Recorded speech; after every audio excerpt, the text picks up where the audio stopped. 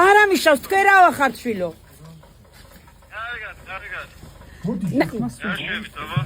რა ვიცი დგევართ რამოდენიმე მშობელი მაინც რა ახლა კი არა გვაქვს დიდად იმედი მაგრამ ვერ გავჩერდებოდით სახლში და მოვედით ვისაც გამოუშვენ იმათ ხომ მაინც შეუხვდებით თქვენ თუ არა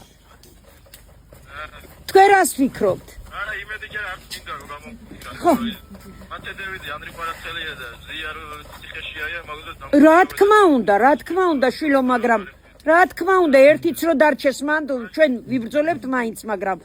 მაინც რა ვიცი ვერ გავძელით სახლში ახლა ჟურნალისტები აქ არიან ჩვენც მოვედით რა ხო ტევე პირველი ხო